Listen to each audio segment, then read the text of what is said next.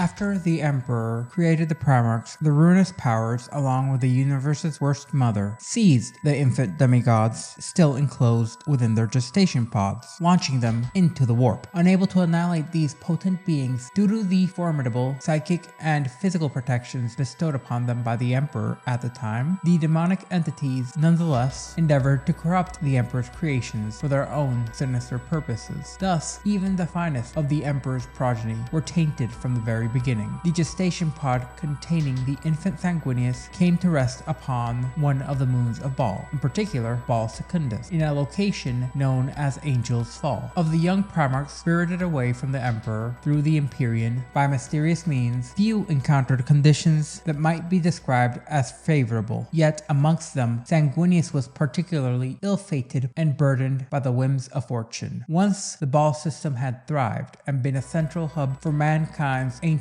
interstellar empire, a verdant, nigh paradise-like world. But since it had been devastated and reduced to a desolate expanse of radiation-scorched ash and dust by its own inhabitants' folly, it had become a veritable hellscape, with radiation levels that blotted out almost all life on the planet and its moon. On the second moon was where the primarch Sanguinius would be abandoned by fate, where, luckily enough, a fragile remnant of humanity had eked out a perilous, cancer-stricken existence in feral, warlike tribes who navigated the wastelands, surviving through plunder and whatever scarce resources they could forage from these barren, life-stricken deserts. Little is known about Sanguinius' early days spent in the desert, as he seldom ever spoke of this period in his later years. However, it is certain that he faced trials, including combating fire scorpions and storms that could launch boulders the size of land raiders. In his first year, it is believed that he felled full-grown men, slaying mutant creatures that even the most resilient of the desert's inhabitants dared not confront. Against overwhelming odds, he survived, where massive amounts of radiation had been unleashed by atomic cataclysm, which by all rights should have incinerated the flesh of any mortal man. Through sheer tenacity and will, Sanguinius emerged from the harshness of his environment, a testament to the enduring spirit and glory of his lineage, yet forever marked by the trials and tribulations endured in the shadows of his birthright prior to being found by one of the local tribes. The duration of Sanguinius' solitary existence in the wastelands of Baal Secundus remains mostly a mystery. That indeed is true. However, when he was eventually found by one of the many tribes inhabiting the moon, he had matured into a young child, nearly of age according to the standards of the tribesmen, whose lives were perilously short due to the blight of radiation that had encompassed all of Baal and its moons. It was during this fateful encounter in which his life would nearly be ended. Great white wings reminiscent of an angel were poised upon his back. The origins of these magnificent wings, whether they be a product of Baal's mutating influence on his post-human genome, a consequence of his tumultuous journey through the warp, or an intentional aspect of the Emperor's grand design, are secrets held exclusively by the master of mankind. Amongst the tribesmen who stumbled upon the child, there was a swift inclination regarding him as a mutant and to eliminate him, since at the time, the mutants had been devouring the tribesmen as if they were food. Yet despite the striking manifestation of his wings, Sanguinius exhibited all the qualities of an ideal human child. Ultimately, compassion triumphed over fear, and the child was spared. Sanguinius would quickly adapt to life within the tribe, demonstrating the remarkable, resilient characteristics of his kind. His extraordinary strength and his innate abilities earned him a prominent position within the ranks of his newfound kin, known amongst the tribes of Baal as the People of the Blood, or simply the Blood. Young Sanguinius proved himself to be a prodigy, as he matured rapidly, absorbing every single lesson his adoptive parents would imprint upon him. Legends tell of how even as a child he defended against a giant fire scorpion, and it must be noted that giant fire scorpions still to this day can often take a space marine out, even in full plate. As Sanguinius would continue to grow, so would his wings, evolving into powerful pinions capable of lifting him into the desert skies. As he traversed the toxic regions of Baal Secundus, it would be noted that he did so without the need of a rad suit, and with a single strike of his outstretched hands, he was able to shatter some of the most massive boulders on the planet. In all forms of combat, it is said that he swiftly would surpass the skills of his instructors, emerging as a warrior of extraordinary capabilities, destined for greatness. The tranquility of Sanguinius' existence would eventually be shattered when a wandering band of feral mutants, a veritable army of cannibalistic beasts, descended upon his tribe. In a display of remarkable ferocity and unabashed rage, Sanguinius confronted the marauders, slaying them to a man, barehanded, despite their overwhelming numbers, exceeding those of his entire tribe. This confrontation marked the first instance in which the members of the Blood witnessed the true wrath of Sanguinius, a manifestation fueled by his deep-seated desire to protect.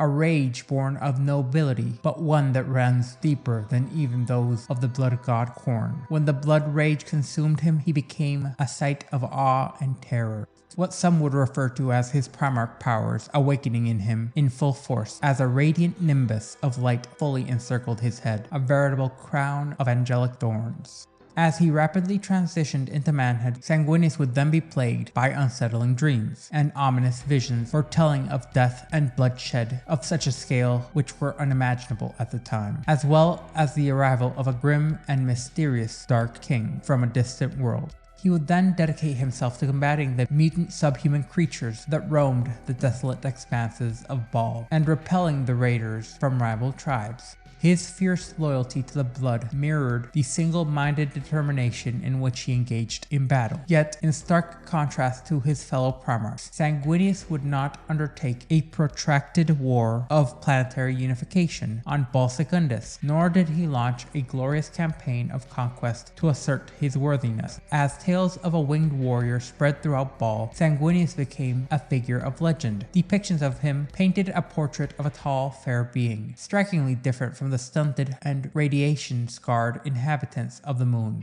He was ferocious in battle, yet wise in council, embodying the very vision of past glories and a promise of a future that seemed all but lost amongst the Blood. Despite Sanguinius' humble denials of divinity, he ascended to the status of god amongst his adopted people. Warriors from across the arid deserts flocked to his side, eager to fight under his banner. Under Sanguinius' leadership, they were successfully able to fully push back the tides of mutants that threatened the existence of humanity on the entirety of the Baal system. For a fleeting moment, humanity experienced a reprieve from the harsh landscapes of Baal Secundus. In the span of just a few years, each marked by relentless, scorching summers, a vast host had gathered around the angel. They came not through conquest or intimidation, but rather through genuine acclamation of a desperate and beleaguered populace, seeking hope and shelter beneath the wings of their protector. Baal, once a vibrant world, which then had been scorched into desolation, its landscapes transformed into ruins and radiation-soaked wastelands by the climactic conflicts of Old Night. This is what the initial expeditionary fleets had determined an inconsequential target for the Great Crusade. Despite its location along a rather significant and stable warp current, the planet itself lacked industrial resources and boasted only a fragile population of radiation-stricken humans. Yet, in the year 843 M30, fate seemed to intervene, leading to the Emperor's discovery of one of his long-lost sons, the Primarch Sanguinius. Like many of his fellow Primarchs, he had forged peace on the planet which he had landed on, meticulously reshaping the primitive tribes he encountered to align with his own ideals. His legacy would be not one of a mindless destroyer or a fierce conqueror. Instead, he seemingly had envisioned a future defined by peaceful conquest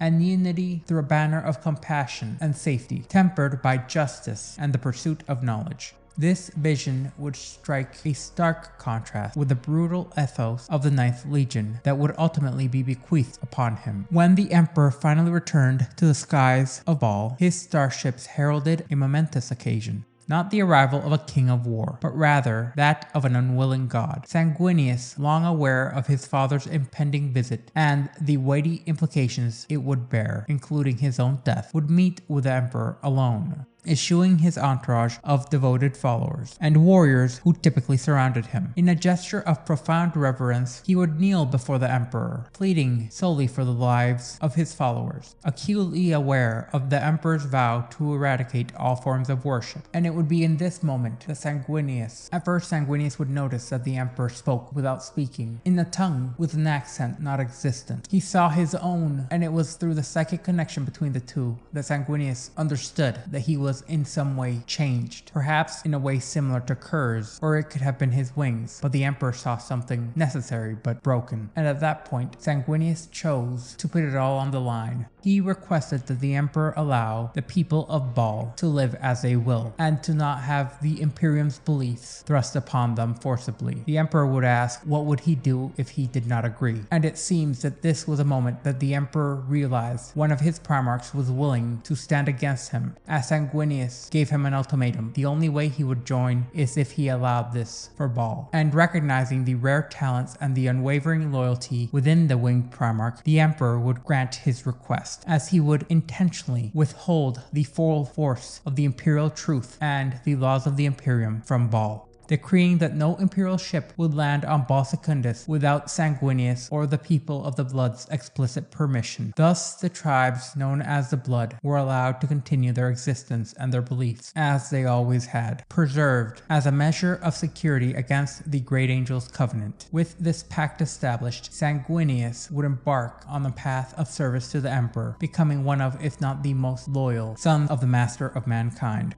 And this profound loyalty would not go unseen by his brothers. In a conversation with Erebus, Lorgar would go insofar as to explain what he understood as follows. Look at him. What do you see? An angel? The angel. In a universe that the Emperor claims is godless. In an imperium where our civilization's wisest and greatest have dismantled all trappings of religion, Sanguinius is an icon of something that should not exist. Glorious and supernatural. My brother knows this. He feels it. He's too intelligent, too soulful not to. Lorgar lowered his head, the shadow of his hood darkening his features down to his chin. The Emperor, for all his many flaws, knows his sons well. Horus was chosen as a war master because he is the best of us. In Horus, all things are found in balance, yet every facet is raised to excellence. Sanguinius is similar. His virtues eclipse the rest of us, for which of us could match his grace, his compassion, or his understanding of the human condition? And yet our brother is unbalanced, profoundly so. He represents both the very best and the very worst of what it is to be a primarch. He is the noblest of us, but also the most fearful, a glorious creature enslaved by insecurities. Lorgar gestured, and the glowing image of Sanguinius vanished. Oh yes, the angel is righteous, and he is strong, and he is beautiful in practically every way.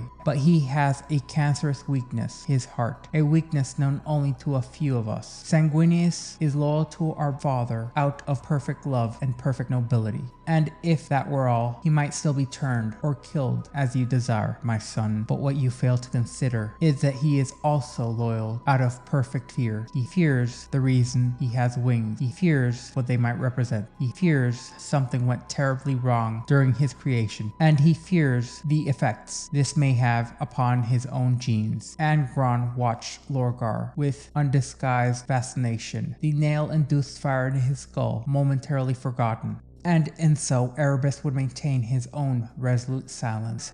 The insecurity that binds Sanguinius to the Emperor, perhaps more so than any other of our father's sons, is that he believes he has the most to prove. And yet, in comparison with the rest of us, that is simply not the case. Sanguinius was now poised to deepen his understanding of warfare, and he would find himself at the side of none other than Horus, the revered primarch of the Luna Wolves, for years on end. This partnership afforded him a unique opportunity to learn the intricacies of war conducted amongst the stars, and grasp the enormity of the Imperium. As Sanguinius fostered a bond of brotherly trust with Horus, the 9th Legion awaited their summons to serve their new and rightful master. The assembly of the 9th Legion was no small fleet, as over the course of many solar months, disparate bands scattered across a galaxy were all located and recalled. It would take 2 standard years and 4 solar months for every fragment of the Legion to converge, culminating in their assembly on the tumultuous world of Thygar. Here, a grim host of avenging angels had gathered, eagerly anticipating the bloodshed to come. On this battlefield, the captains of the Revenant Legion, known for their ruthless efficiency, prepared for war as Stormbird transports, emblazoned with the insignia of the Luna Wolves, descended upon the stormy skies. Out from these vessels emerged a warrior clad in the iconic white of Horus's Legion. However, leading this formidable cadre, which included such figures as Abaddon the Spoiler, was not Horus himself, but rather a figure whose presence radiated the power and soul of the Emperor, a true son amongst primarchs. As the great white wings of Sanguinius unfurled, he revealed himself to his gene sons. His sculpted visage a perfect reflection of those who surrounded him, as if viewed from a broken mirror. The sight of their angelic primarch inspired both reverence and loyalty, with equal measures of fear within the gathered warriors of the 9th Legion. Each bore the scars of countless battles, the proud faces and weary souls, which marked a legacy of relentless conflict. However, these were no ordinary warriors, unmoved by the ostentations of Sanguinius' escort or the mere display of martial power presented to them. Amidst the relentless rain and tumultuous storms of this distant world, the winged primarch chose to kneel before these rugged warriors and battle-hardened blood drinkers. Rather than demanding their fealty, he offered his own in a gesture of humility and solidarity. And he would go farther. He would ask the name of each warrior and learn it by heart as if it were his own.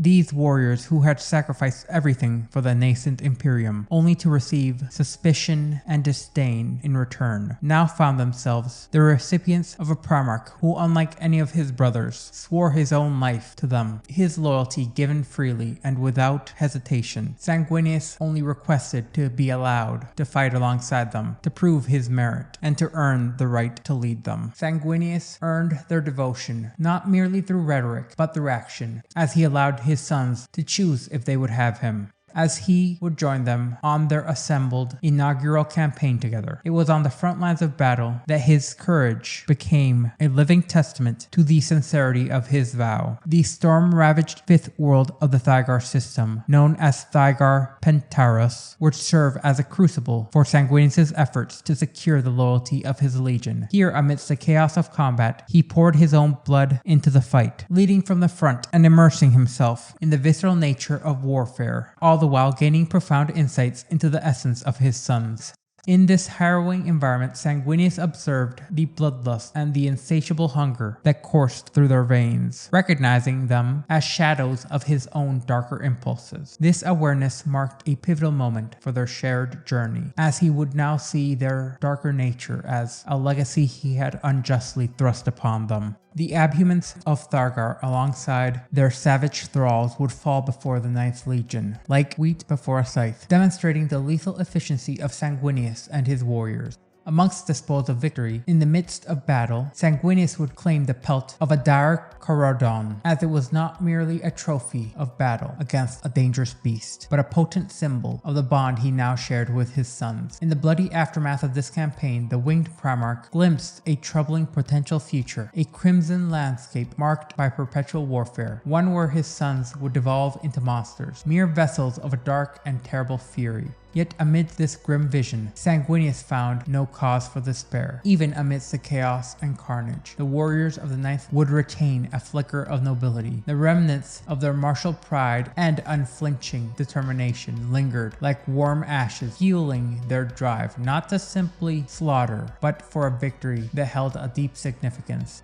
Bound by their own codes of honor, these warriors would fight with an iron will, and it was this very spirit that Sanguinius recognized as vital in the struggle for the 9th Legion's soul. Understanding that no future was truly predetermined and that even the darkest fates were not beyond redemption, at the conclusion of the Battle of Thargar, Sanguinius declared that even though a darkness hangs over them, a future soaked in blood and horror, there are angels yet, angels of blood. In that pivotal moment, the 9th Legion, once known as the Revenant Legion, would be reborn and bestowed with their new identity, the Blood Angels. This transformation signified not only a name change, but a profound evolution in the purpose and spirit of the Blood Angels, one which Sanguinius endeavored to guide onto his dying breath. In the aftermath of their new transformation, the newly designated Blood Angels did not return en masse to Baal. That desolate wasteland had little left to teach them that the ruins of Terra and the myriad of other dead worlds had not already revealed. Instead, Sanguinius sought the guidance of his brother, Horus, who had served as both a mentor and a friend during Sanguinius's formative years within the Emperor's Grand Army. And so it was decided that dividing his legion, whose heraldry was now altered to honor their primarch and reflect their new identity, as Sanguinius would then go on to assign each company to fight alongside a corresponding company of the Luna Wolves, and eventually he would assign them to other legions. This first alliance would last nearly a solar decade, in which the Blood Angels would engage in the fall of countless worlds and partake in a diverse array of campaigns, each one being directed to not only learn but to master the skills of those who they had been assigned to shadow and work with in these campaigns, ranging from brutal simplicity to extermination wars, and even the intricacies and subtleties of strike and fade operations under the shadow of the Luna Wolves and Sanguinius' other brothers, all the while repeatedly being called to fight alongside one of the Emperor's most esteemed primarchs. The erstwhile outcasts of the Ninth Legion would begin to earn the respect from their peers, fostering a newfound sense of decorum. Each campaign presented a fresh trial, a deliberate test crafted with the astute insight of at least two primarchs, aimed at healing the wounds inflicted by the relentless passage of time and the brutal hand of fate which had such a hold on the Blood Angels. Sanguinius instilled in his sons a sense of pride that transcended the mere carnage and unending bloodshed of melee combat, as he envisioned a future where they stood as paragons of the imperial creed, equal to the elite warriors of Horus. During the year-long siege of Angus 12, they grasped the profound value of brotherhood, standing shoulder to shoulder with the imperial fists against an unending tide of Herod, learning to integrate the tactics of the fists into their own. On the world of Cambroli and Ferrat, they learned discipline while clashing blades with the incurable Eldari Reavers. On Kenturus Beta, they discovered the concept of mercy as Sanguinius led them in the bloodless pacification of the Kenturan colonies. With each engagement, the legions began to shed the stigma of their past and learn to adapt every new facet which they discovered, while not allowing themselves to be completely consumed by them. Determined to prove worthy of the oath Sanguinius had made towards them, the warriors of the Ninth Legion worked tirelessly, almost obsessively, to abandon the gore-soaked solitude that they had once held with such pride. They sought to embrace the new virtues that Sanguinius exemplified: fury tempered by wisdom, bloodlust restrained by discipline. When the Ninth finally returned to Baal, they were no longer savage beasts that had once roamed Terra. They were no longer the Emperor's monsters to be unleashed at a moment's notice. They emerged instead a legion reborn, embodying a form that was fitting of their angel-winged sire. Upon their return to the sands of Baal, the Blood Angels encountered the newly raised contingent of astartes drawn from the blood, the indigenous people of the radiation-soaked system. Sanguinius had nurtured and trained these warriors in the art of warfare, and unlike many legions who had held some amount of enmity towards these new warriors, the union would mark a pivotal point as they combined the might of these two distinct factions, those from Terra and those from Baal, as they would be both integrated with each other across a myriad of companies within the Blood Angels, in a manner designed to fortify others and weaken the influence of the Ninth's dark Terran legacy. Despite this newfound unity, the hunger remained, shackled at the edge of madness, ever poised for release. However, through the unwavering faith of their primarch, the warriors held the beast tightly to its fetters. The Blood Angels would then dedicate themselves to honing their minds and wills, embracing not only the mastery of war, but also the pursuit of wisdom. They evolved into scholars as much as they were warriors. Under the watchful gaze of the Great Angel, they renounced the barbarism of their past, as their resolve became a force worthy to protect the future for which they fought. Over time, the Blood Angels' dark history faded from the memories of their allies. The blood hunger transformed into little more than myth, a spectral remnant of ancient horrors once bound to the service of the Emperor. Those few amongst the Legion who succumbed to this thirst would eventually be overwhelmed by the black fury that trailed in its wake, and those who lost themselves to the savagery of the Red were discreetly managed. They were granted the Emperor's peace by the hand of Sanguinius himself, bearing the stain of his son's blood on his own hands, allowing none other to carry the guilt.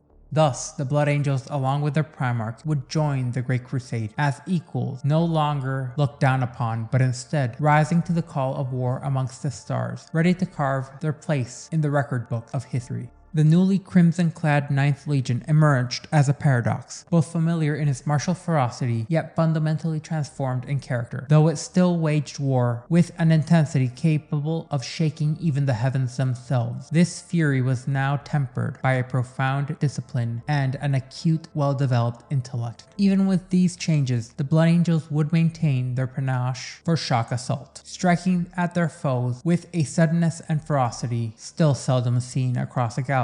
But now, under the guidance of their Primarch, they harnessed the full array of the Imperium's technology to truly master and enhance their preferred form of warfare. When the angels descended, they did so like a rain of fire and brimstone, 1,000 burning lights streaking across the sky, embodying the very wrath of the Master of Mankind in crimson form. However, their capabilities extended far beyond mere frontal assault, as through their time with the other legions, the Blood Angels had learned the importance of tactics such as feigned retreats and establishing effective gun lines, employing a myriad of other stratagems that showcased their newfound tactical versatility. They had evolved into a legion fully realized, much more than the simple bludgeon that they had once been. This transformation served as perhaps the clearest testament to the Emperor's grand design for his legions and the unity that came with the Primarchs. As once joined, they would become whole, exceeding the sum of their genetic legacy and the harsh lessons learned during the Unification Wars.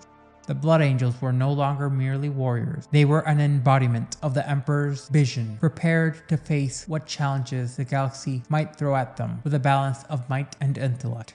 As the Great Crusade would surge forward with an unprecedented momentum, new battlefronts unfurled under the watchful direction of the Primarchs, leading to the reclamation of worlds by the thousands. Throughout this relentless campaign, the Blood Angels and their esteemed Primarch Sanguinius stood steadfast at the Emperor's side, serving and training alongside the Custodes, as both warriors and the revered chosen honor guard to their creator. Driven by their fierce temperament, the Blood Angels cultivated a fearsome reputation as the premier shock troops of the Imperium, which would in turn stoke and fuel the rivalry with the equally aggressive, elsewhile allies of the World Eater's Legion. Yet beneath this ferocity, the Blood Angels would never again be as unrestrained as their rivals. The wise influence of Sanguinius served to temper their inherent bloodlust. Amongst other Primarchs, Sanguinius forged the closest bonds with Horus, Leman Russ, Magnus the Red, and Jagatai Khan. Though he was still in the formative stages of his legendary status, he was widely regarded by his brothers as the noblest of all the Primarchs, often found deeply engaged in the Emperor's council by request. Horus, who would later rise as a proud war master of the Great Crusade, recognized in Sanguinius a purity of spirit that he truly believed he could never attain, a profound connection to their father that no other Primarch could hope to match. For as all the Primarchs held a piece of their father, Sanguinius held the Emperor's spirit and his love for humanity. While many of his brothers relished in the battles of the Great Crusade for their own sake, Sanguinius did not. Instead, he fought for a vision of a golden era of peace and prosperity that he believed would inevitably follow the bloodshed. His aspirations mirrored the Emperor's own in such a way that it left Horus feeling less than insecure even. This was a hope for a united humanity thriving in harmony, freed from the shackles and the horrors that sought to bind or consume them. Unfortunately, this vision was one not destined to materialize, as the ever-present specter of conflict loomed ever large on the horizon. Ketor is a star system that has vanished from the records of Imperial history, no longer appearing on any maps, records of conquest, or battle honors within the vast archives of the Divisio Militaris. The only remnants of its existence resistance lie hidden within the great library of Terra, buried deep beneath the Imperial Palace, and amongst the ranks of the Blood Angels themselves. Here, the story of this long-forgotten battlefield endures as a cautionary tale, recounted often amongst the crimson-clad Brotherhood, in the narrative of an angel's wrath and a legion's deep-seated shame, as it would serve as a reminder that the Ninth Legion and the Blood Angels, though seen as distinct chronicles and entities within Imperial history, are perhaps much more closely intertwined than is commonly believed. Ankator, once situated in the region traversed by expeditionary fleets, was a small haven for humanity which had managed to endure the tumultuous era known as Old Night relatively untouched. This survival was not achieved without a cost, however. The inhabitants were willing to sacrifice what was necessary to seize what they could, yet their modest yet effective void navy transformed neighboring solar systems into desolate wastelands to secure resources and create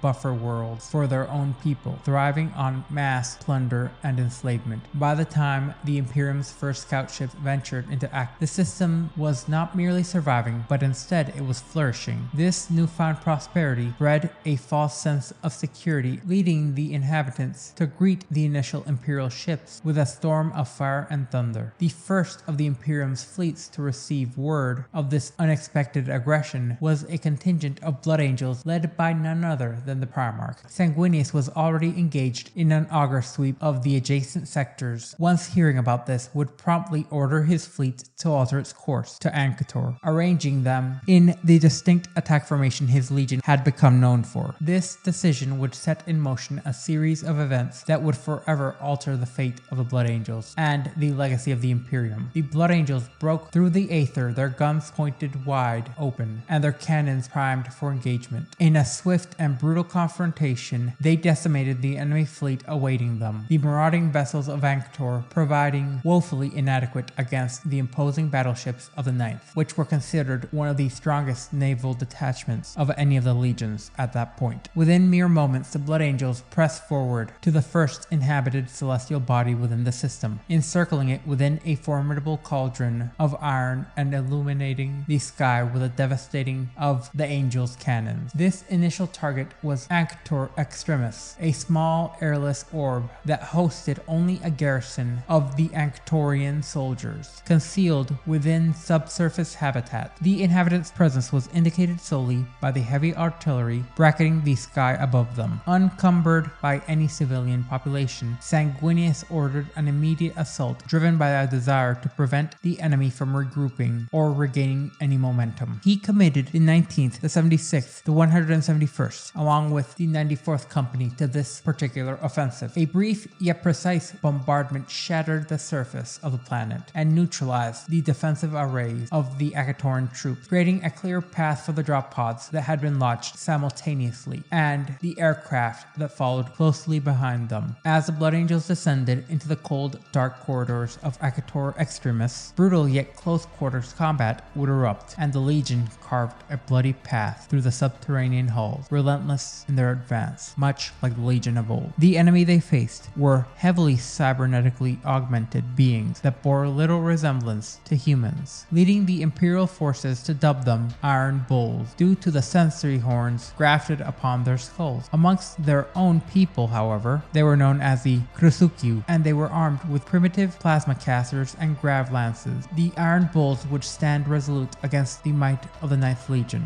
for an arduous 6 solar hours, fiercely defending each intersection within the labyrinthian tunnels with exceptional skill and tenacity. Their fierce resistance would test the Blood Angels' resolve and strategy as they fought to secure victory in this pivotal opening engagement. Across the desolate outer worlds of the Ankator system, a grim story would unfold, written in fire and blood, as the Blood Angels relentlessly pursued their besieged adversaries, who exhibited remarkable and laudable valor, resisting to the bitter end at every outpost. Each world would quickly succumb to the Ninth Legion, exacting a heavy toll, in a fierce testament to the determination of the Akatorian defenders. In the asteroid fortress of the Outer Belt, the Iron Bulls orchestrated a cunning series of ambushes and feigned retreats, luring the legionaries of the Ninth into traps rigged with explosive charges. They sacrificed their own lives to impede lead the Blood Angels' advance, embodying the spirit of defiance against overwhelming odds that humanity has so been known for. At Agator Median, the gateway to the inner system, the Iron Bulls drew a resolute line in the sand, battling across a sprawling expanse of shallow, acidic seas and rocky archipelagos. They mounted great, multi-legged augmetic frames, utilizing them as war mounts to engage the 9th Legion, effectively stalling the advance of the Blood Angels' 9 Company. Due to this, the warriors of the 9th Legion would develop a begrudging respect for their adversaries, taking pride in the hard-fought victories won against such formidable opponents. In recognition of the Agatorians' valor and sacrifice, Sanguinius would order a 6-hour ceasefire. Although the Agatorians had rebuffed all attempts at direct communication, the primarchs sought to pay homage to the courage displayed on the battlefield. In his heart, Sanguinius lamented the necessity of their eventual destruction, hoping that this pause, with his fleet arrayed just short of the system's throne world, might persuade the Agatorian leadership to yield to the Emperor's authority and to ally their strength with that of the Imperium. What happened next would shatter any lingering hopes for reconciliation, and it would ignite Sanguinius' wrath in all its terrible glory. Advancing under the flag of truth, several Ancuran vessels approached the Blood Angels' flagship, the Red Tear. These were transport barges, appearing cumbersome and unassuming, and they would signal in the world's particular dialect that they came carrying gifts for the Primarch. Initial scans revealed no signs of hostility and no targeting systems or aberrant energy readings, until without warning the first barge erupted in a blast that would claim the lives of 132 Blood Angels. In an instant, this devastating loss had doubled the casualties of the Legion. Amongst the Blood Angels' fleets, 3 cruisers sustained significant damage, with the Inculator left gutted and aflame from stem to stern, so severely damaged that it would later be abandoned and serve as a stark reminder of the treachery that would come with mercy. Betrayed and enraged, Sanguinius relinquished the restraint that he had allowed to govern his actions and declared that day a day of revelation, a reckoning for Ancator, and demanded for a redress of the wrongs inflicted upon his legion. The people of Ancator had proven themselves unworthy of a place within the Imperium, and unworthy of the respect or mercy of the Great Angel. In a furious counteroffensive, the Blood Angels surged forward, their vessels carving a bloody path through the inner system as they annihilated any and all remains of the system's defense fleet, and unleashed nuclear fire upon the isolated outposts, reducing the once thriving locations to ashes and fields of glass, in a manner not seen since Old Night. As it turns out, the Ancatorian forces resorting to shielding military targets with their civilian populations and launching sacrificial attacks with fire ships upon the Blood Angels' vessels, attempting further ambushes. Unfortunately for them, all these efforts would fail against the long-restrained fury that they had caused to be let loose. As the Blood Angels enveloped Ancator Centralis, a brutal constellation of lights flickered in the night sky. The consequences of the betrayal of trust became a truly chilling spectacle. What had begun as a quest for understanding and peace transformed into an unrelenting wave of retribution, marking one of the grimmest chapters in that sector's entire history. As the Blood Angels hovered above Ancator Centralis, they observed the frantic preparations below. The Iron Bulls rallied their forces, herding their civilian populace into makeshift human shields around central gun platforms and fortified structures. The tension in the air was palpable, and the stage was set for a confrontation of epic proportions. Then, as dawn broke, painting the sky in shades of reds and purples, the Blood Angels descended like avenging angels of the Old Testament, led by the silver-masked Erolim of the Orders of the Angels' Tears, the Legion's elite destroyers, who specialized using weapons that even the Dark Angels in their most desperate times would find abhorrent.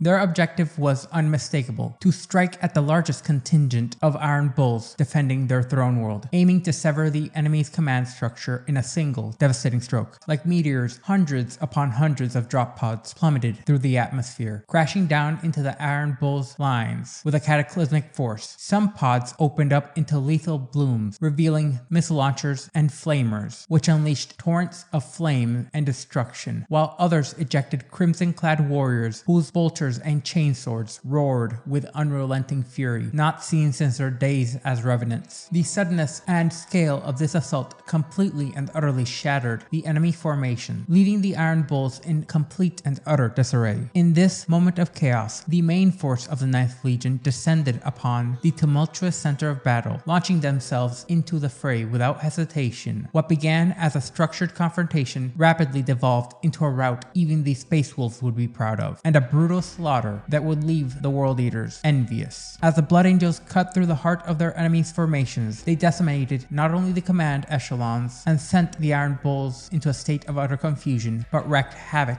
upon anything they laid their eyes on. When their foe was driven before them, the Blood Angels advanced relentlessly, refusing to pause for a single regroup or resupply, their sorrow eternally masked by the ornate visages of their order. The Erilem and their brethren swept across the planet like a relentless tide of crimson. Any who dared draw breath around them or raise arms against them was met with swift and brutal retribution. This was not a battle marked by honor of honest combat, but rather a calculated massacre, an extinction on a system-wide scale. In a display of ruthless efficiency, the Blood Angels deployed weapons that Sanguinius typically eschewed, designed specifically to fire massed torrents of phosphex, and weapons designed to spread radiation and create naught but dead worlds. These devices transformed the battlefield into irradiated, toxic wastelands and showed how the Blood Angels were the paragons of true devastation when the situation called for it, further solidifying the Blood Angels' relentless victory and marking Ankhtor's descent into true chaos. As the dust settled on the scorched and poisoned earth below, the echoes of their wrath resonated through the echoes of a dead system. Cities lay transformed into charnel fields, littered with the remains of countless fallen warriors, civilians, and leaders alike. Once vibrant forests and fertile fields stood as mere memories, reduced to smoldering cinders and ash, while fortresses gaped like blackened wounds upon the landscape. Ankhtor Centralis was not merely conquered, it was eternally ruined. The Blood Angels made sure no soldiers remained alive, and no stone stood upon another, and those few of its populace who were lucky enough to survive the brutal fighting found themselves relegated to a status below serfs, destined to toil within the very bowels of the Legion's warships, and or as maintenance for distant Manufactura's most toxic environment. Thus concluded all hostilities within the Ankhtor system, as a grim testament to how far the Ninth Legion was willing to go, even after the unification with their Primarch, if pushed to do so. The final vestiges of the Iron Bulls fell before none other than Sanguinius, who himself lay the fatal blow, as he was flanked by a small cadre of sanguinary guard, who carved a path into the palace of the system's petty ruler. The last Iron Bull had been encased in a massive exoskeletal suit adorned with horns, in a desperate attempt to enhance their body by ripping synthetic muscle and arming them with formidable diamond-toothed chain blades, in an attempt to impede the Great Angel's advance, even for a second. Yet Sanguinius proved to be far more than a match for the system's penultimate weapon. With his wings of purest white now splattered with the blood and gore of battle, he soared above the fray, diving upon unwieldy suits of armor and fortifications, single-handedly cleaving them apart with a ruthless efficiency that was almost mechanical in nature, lifting them from the ground, only to release them in plummeting arcs towards their doom. In this way he swiftly had cleared a path to the throne room all on his lonesome. Within the chamber, the Great Angel seized the trembling lordling from his throne, dragging him forth into the streets to witness his ruined kingdom and to understand the full force of the Emperor's wrath, along with the steep price of his own treachery. And the planet's leader was made to be an eternal reminder of the terrible consequences that awaited those who dared defy the Imperium. The echoes of bloodshed would resonate throughout the ages, even if actively erased by the Imperium, in the existence of this lifeless system. At the pinnacle of the Great Crusade, a multitude of worlds, numbering in the thousands upon thousands, were drawn into the vast expanse of the Imperium, as countless billions of men under arms fought valiantly in the name of the Emperor, forging legends that would resonate throughout the ages. Amongst these legends, it was the legions Astartes who stood as the tallest and shone the brightest, each a brimming emblem of martial excellence that illuminated the path for the mortal armies that would follow in their their wake. Yet amongst these legions, a select few embodied the Great Crusade's spirit more profoundly than others. Sanguinius' Blood Angels quickly emerged prominently amongst that elite group. Their rapid advances and breathtaking spectacles of aerial assaults, along with the sheer awe they inspired, made them a favored subject of remembrancers who trailed the fleets. Their campaigns were often marked by nobility as they faced some of the most loathsome creatures that lurked in the depths of the void, as they were charged with liberating those oppressed by alien tyrants. In particular, the Blood Angels were able to carve a path through the darkness, slaying monstrous foe after foe, and securing the safety of humanity's far-flung worlds. To those they liberated, these warriors appeared as true angels descended from the heavens, beacons of hope in their darkest hours. Within the ranks of their fellow transhuman kin, the Blood Angels garnered themselves an immense amount of respect and acclaim. This admiration stemmed not only from the valiant campaigns they fought alongside their brothers in arms, but also from their unmatched skill in whichever facet of warfare the individual Blood Angels dedicated themselves to, and the magnanimous spirit of these warriors. Yet much of their esteem and reputation, along with the goodwill that they had garnered, could be attributed to the noble presence instilled by their primarch, Sanguinius. Amongst all the Emperor's primarchs, he was the most beloved and revered, a figure who essentially encapsulated the nobility and ideals of honor and sacrifice that defined the spirit of the Great Crusade. In this remarkable era of expansion and conquest, the Blood Angels not only left a mark on history, but they also cemented their legacies as paragons of virtue in an age defined by turmoil and strife. This is to the point that individuals such as a Silent King, who has claimed to have met with the Great Angel, states that he would have made a better leader for humanity in their harrowed times of the 41st millennium than humanity's current carry-on king, as the sons of the Emperor often existed as a fractious brotherhood marked by lingering grudges and rivalries simmering just beneath the surface. Amongst this diverse assemblage of siblings, Sanguinius stood out as admired and respected, truly beloved to the point that he could initiate a hug with the lion and bring some amount of peace to Angron's nail-atrophied mind. He embraced each of his brothers with a warmth and goodwill that transcended personal animosities, soothing even the most turbulent tempers and lowering the guard of even the most suspicious. Sanguinius functioned as a unifying force within this pantheon of demigods, while it is believed and often pointed that perhaps only Horus could garner a similar level of respect. The Lord of Chthonia's cold demeanor and rather brooding nature by comparison rendered him somewhat distant to his brothers, contrasting sharply with Sanguinius's more approachable demeanor, despite his more ethereal nature. The winged Primarch was not merely a warrior, but a cherished presence, welcomed in the courts of innumerable worlds, from the opulent thrones of a far-flung colony where the queen of the world would desire to throw herself at his feet, to the intricate chambers of the Mechanicum's arcane domains, which some refer to Sanguinius by name rather than number like his siblings. Sanguinius seemed to best embody the pride and optimism characterized by those golden years. During this era, it seemed that none could withstand the relentless advance of the Emperor's armies, and that the galaxy lay poised for his conquest. As he traversed these varied realms, Sanguinius became a symbol for hope and aspiration, a living testament to the true potential of unity amongst the Emperor's sons. His legacy at the time was marked by nobility and courage, one which echoed throughout the entirety of the Imperium, inspiring not only his brothers and their sons, but also the countless souls who looked to the stars for guidance and salvation. However, not all could be well, as eventually the Ulnar Crusade would mark the crowning testament to humanity's aspirations, as it was a monumentous campaign aimed at dismantling the greatest remnants of mankind's supremacy, the massive, nigh unending Orkish empire of Uruk. In this theater of war, Horus would engage the foes of humanity in what would become the largest battle of the Great Crusade, ultimately achieving a monumentous victory marked by the triumph of Ulnar. Yet even in the wake of this significant victory, the lingering expectations were that Sanguinius, who had not participated in the conflict, would be bestowed with the rank and title of War Master as the Emperor withdrew to Terra. Such a luminous reputation that the Great Angel had garnered and his Blood Angels had regained gained had them regarded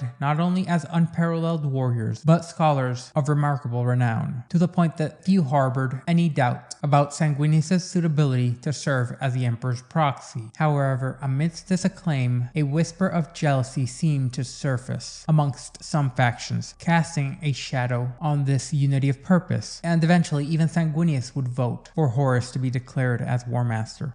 Eventually, the struggle for compliance would become too great for some worlds. In particular, in M30, the Praxil's rebellion would occur, unfolding against the backdrop of the Imperium's relentless expansion. Upon the discovery of the Pralix system, the Imperium harbored hopes of integrating these worlds into the Emperor's domain peaceably. The promise of Praxil's wealth and resources was a rather alluring prize, particularly as the Great Crusade sought to secure new territories to fuel its ambitions. However, the formidable civilization of Praxil led them to being rather stern in their refusal to submit to the imperial truth, choosing instead to defend its sovereignty with a tenacity rarely seen across the stars.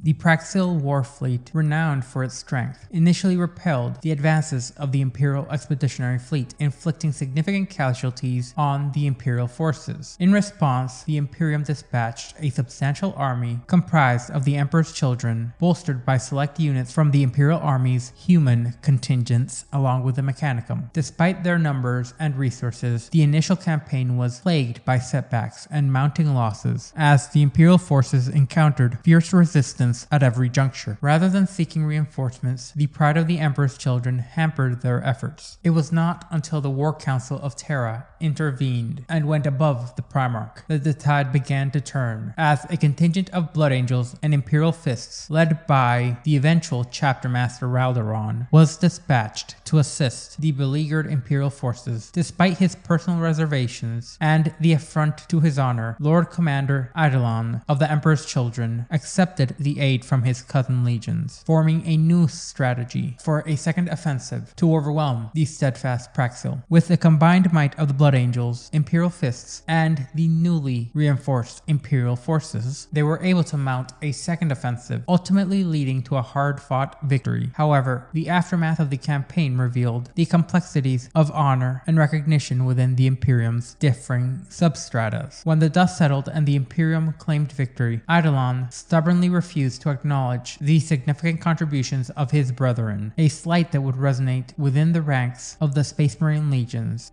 and revealed underlying tensions that sometimes accompanied their alliances. Up next is a compliance of Melchior, occurring around 999 M30. It was marked by a significant joint campaign between the 16th Legion, the Luna Wolves, and the Blood Angels. Melchior stood as the final stronghold of a Xenos race known as the Nephilim, a species characterized by their imposing, somewhat humanoid forms. These beings possessed a smooth, soapstone-like exterior with abstract features vaguely resembling limbs. Their distinctive dome-shaped heads emerged directly from their shoulders, devoid of a neck or a true face, and they were adorned with an array of olfactory slits and ocular spots, giving them an unsettling yet otherworldly appearance. In the daylight, the Nephilim appeared almost ethereal and semi-transparent, as their flesh shimmered like blown glass. Their movements were both deliberate and fluid, reminiscent of aquatic creatures gliding through the water, granting them an agility that belied their size. While they could navigate their environment with a deceptive slowness, they were also capable of rapid movement, darting from place to place, making them formidable adversaries on the battlefield. These alien giants had carved a path of devastation and enslavement across countless worlds, leaving a graveyard of 100 planets in their wake before arriving at Melchior.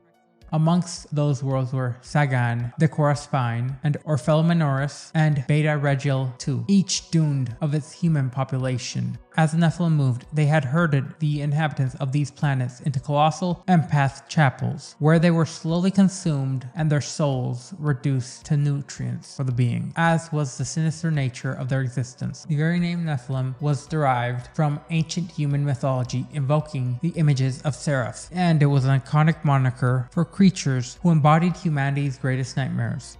The true horrors lay in the method of their conquests. The Nephilim ensnared the pliant, lonely, and sorrowful, luring them with promises of a godlike existence as they expertly wove tales of eternal life for the faithful and endless sorrow for the antagonistic manipulating their victims with their deepest desires. Whether the Nephilim genuinely believed in the salvation they offered is immaterial, as the outcome was the same. Through their advanced technology, they implanted fragments of themselves into their thralls, as they fashioned living masks of their own flesh to mark their followers, further entwining their essences and their prolonged lifespans with those who they psychically confounded. As the Nephilim wielded a dual weapon of mental domination, their presence was a direct affront to the Emperor's vision of a rational and secure galaxy, as outlined by the Imperial Truth. The Nephilim represented not only a perversion of this noble ideal, but a dangerous displacement of loyalty, undermining the very fabric of humanity by drawing on its faithful into its dark servitude. Reports from scout marines of the Blood Angels and the Luna Wolves revealed the grim truth. The Nephilim had fed not only on the bodies of their victims, but on the very souls and lives, along with the dreams of those who had once cherished the light of humanity's hope. The compliance of Melchior was thus not merely a military campaign, but a confrontation against an insidious threat that sought to extinguish the very essence of what it meant to be human. Within the confines of the empty chapels, the stark reality of the Nephilim's predation was laid bare. They were littered with heaps upon heaps of discarded human corpses, remnants of lives prematurely aged, their very essence siphoned away in mere hours. The horror struck deep within the hearts of the primarchs who witnessed it, who were filled with such rage and disgust at the nature of their vile enemy. The Nephilim fed not only on the flesh and the soul, but on adulation, drawing strength from the devotion of their thralls. In the stratagem of his flagship, the Vengeful Spirit, Horus the War Master unveiled his rather bold plan, and it was for his brother Sanguinius, the Primarch of the Blood Angels, to descend as a hammer to his anvil, upon which the Nephilim would be crushed. Horus envisioned a strategy that involved the Blood Angels marching in unison with their cousins, in a display that meant to instill fear within their alien adversaries. He sought to confront the Nephilim with an imposing army of thousands upon thousands of astartes, rolling relentlessly towards the gates of the Nephilim's last remaining bastion. Like the ocean these things sprang from, Horus proclaimed, "We will roll over these aliens, drag them down, and drown them." The sheer audacity of this strategy was its most formidable strength. Yet Sanguinius was not easily convinced. He perceived the blunt brute force approach as more suited to more temperamental primarchs such as Leman Russ and Angron. He and Horus, in their roles as leaders, were not so artless as to focus solely on the target at the expense of strategy. However, after careful consideration, he ultimately acquiesced to a large majority of the plan. As the moment of confrontation drew near, Horus and his Luna Wolves met the Xenos army on the glistening white sands of the Silver Desert. Prior to the commencing blows of open conflict, the conversation would go as follows. Horus's attention never once strayed from the alien. "You are parasites," he said, his words carrying on the winds across the plains. Breaking the silence that followed, "We know how you draw your sustenance. You feed on the emanations of life. Our imperial psychers have seen it. You need to be adored, to be worshipped like gods. That is a kind of peace," the thing's echoing voice would say. "And with your technology you control the minds and cage the spirit. Human minds, human spirits." Horus shook his head. "That cannot stand. You cannot stop us." The gray being gestured towards the acres of copper towers and strange antennae behind it. There were thousands of Nephilim now, a sea of giants moving forwards in slow, loping steps. "We have fought you. We know your way, and you can only win if you kill those you profess to protect." It pointed at a group of converts. The aliens had made hand gestures again, as trains of white light moving under its skin. "Join us. We will show you. You will understand how beautiful it is to be in communion, to be at once a god and a mortal." For a moment, one of Horus's commanders saw something dark pass over Horus's face. Then the instant was gone.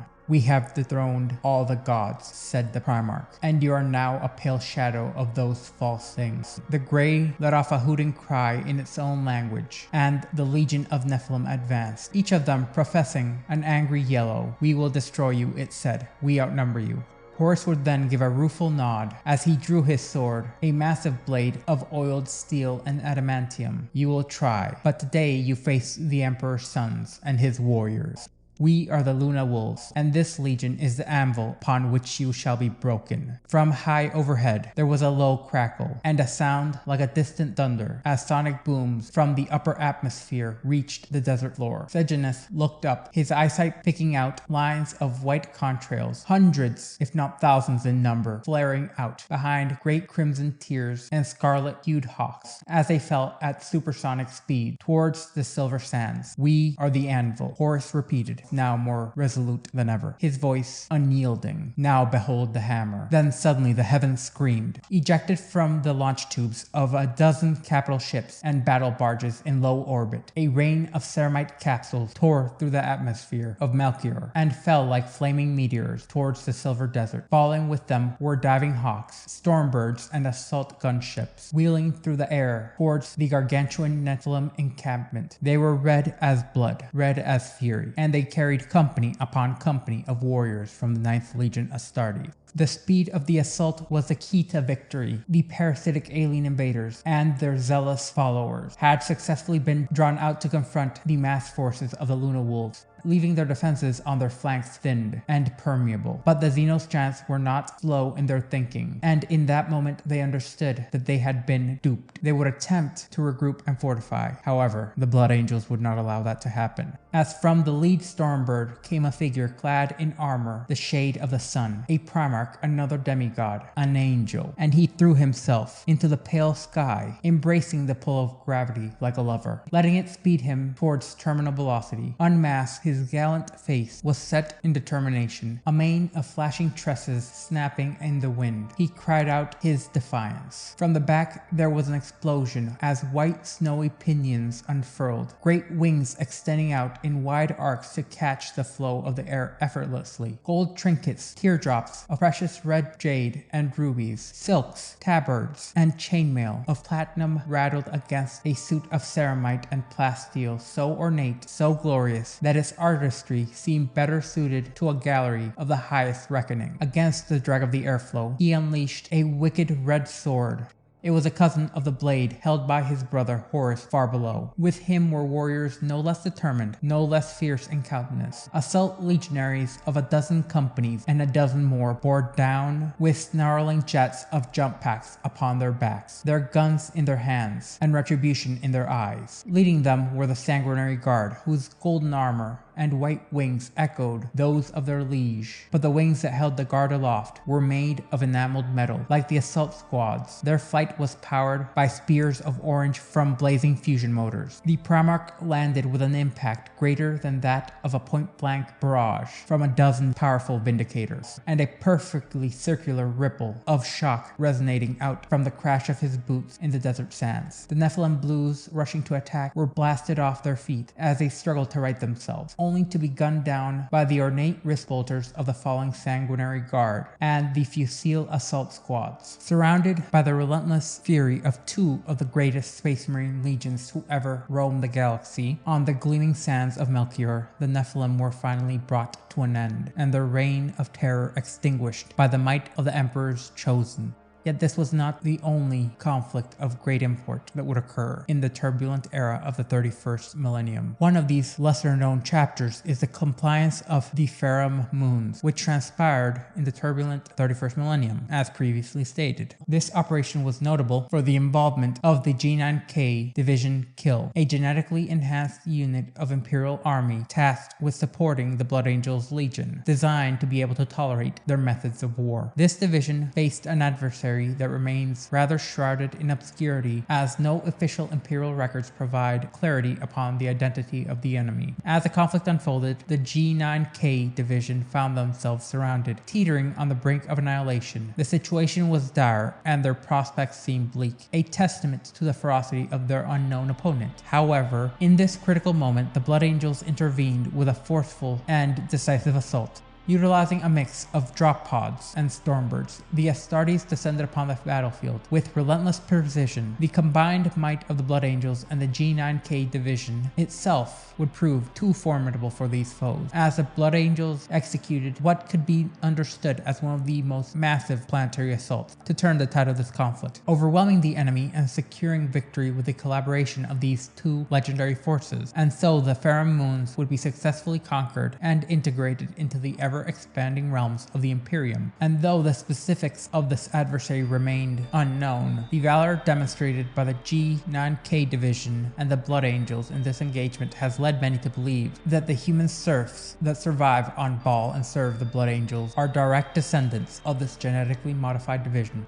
One particularly grim episode during the compliance of 140-20, more commonly known as Ursi Reach, a designation referred to as murder by the Space Marines who braved its treacherous terrain, would be of rather important note. This death world was encountered by the 140th Expeditionary Fleet, led by the valiant Blood Angels Legion, commanded by the fearsome Captain Kaithus Frame. Unknowns to them, the planet was shrouded in danger. Remnants of the ancient Interact civilization cautioned all approaching vessels to steer clear of the world, indicating the presence of a dangerous xeno species that had been quarantined on the world. Disregarding these dire advisories, Captain Farum ordered his contingent of 3 companies of Space Marines to initiate operations on the planet, aiming to bring it into Imperial compliance. However, the hostile atmospheric conditions would wreak havoc upon their descent, as the Blood Angels assault craft would be forcibly scattered, leaving Imperial forces isolated and unable to effectively coordinate their movements, as Vox communications were rendered nearly useless. On the ground, the situation would rapidly deteriorate in the initial onset of the campaign. Initial reports from the scattered landing parties revealed that the planet was home to exceptionally hostile intelligent arachnoid species, later known as the Megarachnid. This fearsome race was not just a random encounter, as they had been actively exiled through the full force of the Intracts, who had opted for mercy rather than full extermination of the species by quarantining them in this sector of space. In an effort to keep the Megarachnids confined, the Intracts stripped them of their interstellar travel capabilities and constructed atmospheric control devices resembling towering trees, which not only generated fierce weather patterns but also disrupted all forms of communication, preventing any attempt to contact off-world. As the Blood Angels grappled with the reality of the situation, reports flooded in of violent conflicts with the Megarachnids, who were described as being in overwhelming numbers and rather fierce in combat. In a desperate plea for survival, Captain Farum and his forces sent urgent distress signals back to their fleet. The last chilling transmission from Farum poignantly captured the horror of their predicament. He would state, "This world is murder." Thus, the name murder was forever etched into the records of Imperial historians. In response to these distress calls, a contingent of Emperor's children attempted to provide assistance, only to encounter the same disastrous conditions as the Blood Angels. Their landings were equally chaotic, resulting in significant casualties. Nevertheless, they managed to breach the atmospheric disturbances, but as they were about to be overwhelmed, a reinvigorated wave of Luna Wolves from War Master Horus's 63rd Expeditionary Fleet descended through the newly opened breach. With their arrival, the tides began to shift, as the Luna Wolves bolstered the remnants of the children's own military efforts, and supported by tens of thousands of Imperial soldiers from the Byzantine Janissaries and the Legio Mortis Titans, they initiated a comprehensive assault on the Megarachnid infestation. They methodically dismantled the treacherous trees designed to alter the atmosphere, effectively eroding away the barriers that had protected the Xenos from Imperial reprisals. From his flagship within the Vengeful Spirit, War Master Horus monitored the campaign's progress with satisfaction. However, just as his plans were being discussed for a strategic withdrawal to facilitate extraction, an unexpected ally